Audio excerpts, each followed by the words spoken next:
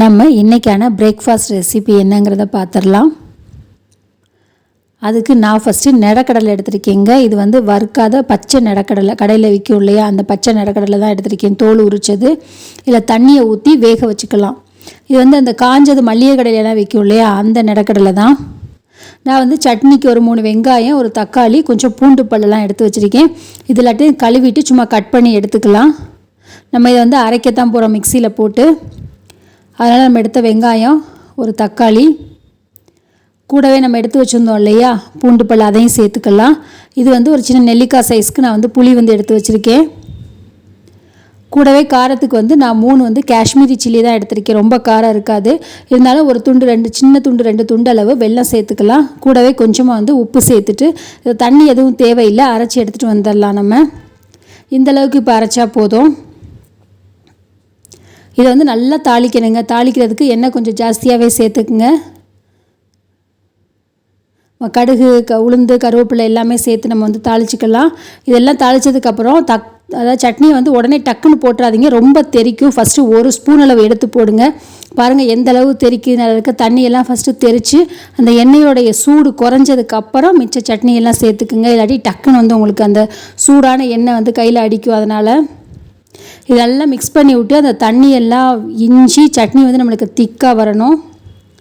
இந்த சைடு பார்த்திங்கன்னா நீங்கள் தோசை மாவு, இட்லி மாவு நீங்கள் எது வேணாலும் எடுத்துக்குங்க. இட்லி மாவு ரொம்ப கெட்டியாக இருந்துச்சுன்னா கொஞ்சம் தண்ணி வந்து சேர்த்துக்குங்க. நான் இன்றைக்கி வந்து வெள்ளை எள்ளு தாங்க எடுத்திருக்கேன். இதில் கால்சியம் சத்து நிறையா இருக்கிறதுனால குழந்தைங்களுக்கு ஏதாவது ஒரு மூலியமாக நம்ம கொடுத்துடலாம். கூட வந்து ஜீரகம் 1 ஸ்பூன் சேர்த்துக்கலாம். இது வந்து காரத்துக்கு கொஞ்சமாக வந்து வரமிளகாயை வந்து பொடிச்சதுங்க, சில்லி ஃப்ளேக்ஸ், அது சேர்க்குறேன். பொடியாக வெட்டின கொத்தமல்லி, கொஞ்சம் கருவேப்பிலை சேர்த்துக்கலாம். கூட வந்துட்டு பார்த்திங்கன்னா கேரட்டு நான் வந்து கொஞ்சம் பெருசாக துருவி வச்சுருக்கேன். கேரட் துருவுறலே கொஞ்சம் பெரிய கன்று இருக்கும் இல்லையா, அதில் வந்து துருவி எடுத்து வச்சுருக்கேன் நான் கேரட்டை. இது வந்து பார்த்திங்கன்னா ஒரு வெங்காயத்தை நான் வந்து நீளமாக வெட்டி வச்சுருக்கேன். போண்டாக்கெல்லாம் வெட்டுவோம் இல்லையா, அந்த மாதிரி நீளமாக வெட்டி கையில் இந்த மாதிரி நல்லா பிசைஞ்சு விட்டு நம்ம இது சேர்க்கையில் சூப்பராக இருக்கும் டேஸ்ட்டாக. நம்மளுக்கு ரொம்ப பொடியாக போடாமல் இந்த மாதிரி நீளமாக சேர்த்துக்கலாம் வெங்காயத்தை.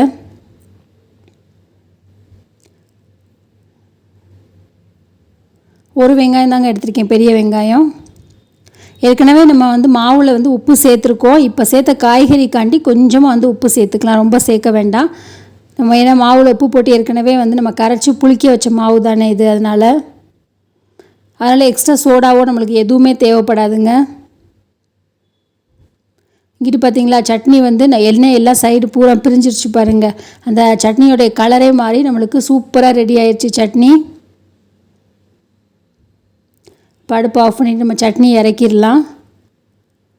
நம்ம வந்து இன்றைக்கி வந்து நான் சின்ன கடாய் தான் எடுத்திருக்கேன். வந்து பன் தோசை மாதிரி போட போகிறோம், நல்லா திக்காக. அதனால் நல்லெண்ணெய் சேர்த்துக்கலாம். கடாயில் நல்லெண்ணெய் சேர்த்து அந்த எண்ணெயை வந்து கடாயில் சைட்லலாம் படுற மாதிரி கொஞ்சம் நல்லா வந்து தேய்ச்சி விட்ருங்க. நான் வந்து ரொம்ப இன்றைக்கி இழுகலை, அப்படியே ஊற்றிட்டு விட்டுட்டேன். கொஞ்சம் மேலாப்பில் மட்டும் லைட்டாக இது பண்ணி விட்டுட்டு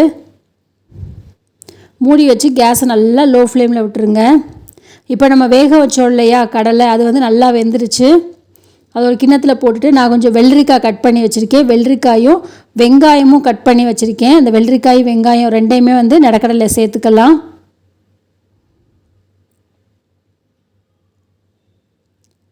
கொஞ்சமாக உப்பு சேர்த்துட்டு இது மிளகுத்தூள் சேர்க்குறேன். இது வந்து பார்த்திங்கன்னா மாதுளம்பழம் சாப்பிடையில் வந்து ரொம்ப டேஸ்ட்டாக இருக்கும், ரொம்பவே நல்லது. மாதுளம்பழம் சேர்த்துக்கலாம். கொஞ்சமாக அந்த எலுமிச்சம்பழம், ஒரு 1/4 மூடி தான் எலுமிச்சம்பழம் எடுத்திருக்கேன், சின்னதாக கட் பண்ணி அதையும் சேர்த்துக்கலாம். கூட வந்து கொஞ்சம் கொத்தமல்லி இலை, இது எல்லாத்தையும் சேர்த்து நல்லா மிக்ஸ் பண்ணிக்கலாம். நான் இன்றைக்கி வந்து சாட் மசாலாவோ ஜீரா பொடியோ எதுவுமே போடலை. ஏன்னா நம்ம அடுத்து பண்ண போகிறதில்ல, அதெல்லாம் சேர்க்க போகிறோம். அதனால் இந்த சாட்டில் நான் வந்து எதுவுமே போடலை. இங்கிட்டு பார்த்திங்கன்னா நம்ம ஊற்றின அந்த பன் தோசை வந்து சூப்பராக ரெடி ஆகிடுச்சு. மேலே தொட்டு பாருங்கள், கொஞ்சம் கூட ஒட்டவே இல்லை. இதை இப்படியே வந்து திருப்பி போட்டுடலாம். திருப்பி போட்டு நல்லா வந்து கரண்டியை வச்சு இந்த மாதிரி அமுக்கி விடுங்க. அப்புறம் சைட்ஸில் மட்டும் கொஞ்சமாக நான் எண்ணெய் சேர்க்குறேன். பழையபடி நல்லெண்ணெய் வந்து கொஞ்சமாக அந்த எல்லா சைட்லேயும் சேர்த்து நல்லா வந்து இந்த மாதிரி அமுக்கி விட்டால் தான் உள்ளே அந்த மாவு வந்து வேகும். நம்ம பெருசாக ஊற்றிருக்கோம் இல்லையா, அதனால். இப்போ ஜூஸுக்கு பார்த்திங்கன்னா நான் வந்து புதினா எடுத்து வச்சுருக்கேன். புதினா நல்லா ஒரு கைப்பிடி நிறையா புதினா, கொஞ்சம் கொத்தமல்லியும் சேர்த்துக்கலாம். கூடவே ஒரு சின்ன துண்டளவு இஞ்சி எடுத்து வச்சுருக்கேன், தோலை சீவி கழுவிட்டு. ஒரு பச்சை மிளகா, ஜீரகம், இது வந்து சாட் மசாலா. ஸோ நான் ஜூஸுக்கு சேர்க்குறனால தான் நான் பீனட் மசாலாவில் எதுவுமே சேர்க்கலை. உப்பு சேர்த்துட்டு எலுமிச்சம்பழம் புழிஞ்சிக்குங்க. எலுமிச்சம்பழம் கொஞ்சம் நிறையாவே புழிஞ்சிக்குங்க. கூடவே நான் வந்து இன்றைக்கி சீனி எதுவும் சேர்க்கல, வெள்ளைக்கட்டி தான் சேர்க்குறேன். ஸோ வெல்லம் வந்து எடுத்து வச்சுக்கலாம். இதையும் சேர்த்துட்டு நம்ம நைஸாக வந்து அரைச்சி எடுத்துகிட்டு வந்துடலாம். இது எல்லாத்தையுமே இப்போது பாருங்கள், நான் இந்தளவுக்கு நான் அரைச்சி எடுத்துகிட்டு வந்துட்டேன்.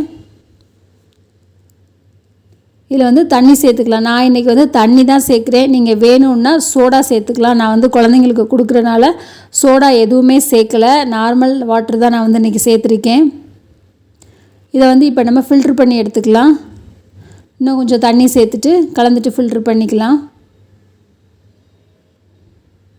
இது அந்த ஜீராவோடைய வாசனை, அந்த சாட் மசாலா, புதினா எல்லாம் சேர்ந்து சூப்பராக இருக்கும். குடிக்கிறதுக்கு ரொம்பவே நல்லாயிருக்கும் டேஸ்ட்டாக. இங்கிட்டு பார்த்திங்கன்னா நம்ம பரட்டி போட்டோம் இல்லையா, அந்த சைடு வந்து சூப்பராக நம்மளுக்கு வெந்துருச்சு.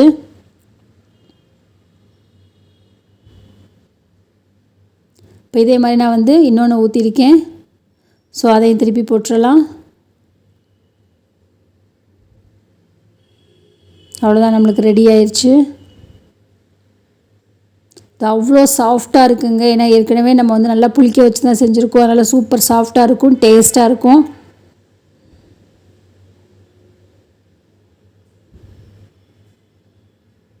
வந்து லஞ்சுக்காகவும் எடுத்துகிட்டு போகலாம், பிரேக்ஃபாஸ்ட்டாகவும் சாப்பிட்லாம், ஆஃபீஸ்க்கெலாம் கொண்டு போகலாம். ரொம்பவே சாஃப்டாக இருக்கும், சீக்கிரம் காஞ்சி போகாது. நீங்கள் லேசாக ஊற்றுனீங்க அப்படின்னா காஞ்சி போயிடும். நம்ம கொஞ்சம் திக்காக ஊற்றிருக்கனால ரொம்பவே நல்லாயிருக்கும் சாஃப்டாக. உள்ளே வந்து வெங்காயம் இதெல்லாம் கேரட்லாம் போட்டிருக்கனால. கூடவே நம்மளுடைய பீனட் சாட்டு. ரொம்ப சாப்பிடக்கூடாது, 2லேருந்து ஒரு 3 ஸ்பூன் சாப்பிடுங்க, ரொம்பவே டேஸ்ட்டாக இருக்கும். கூடவே நம்ம பண்ண புதினா ஜூஸ் தான்.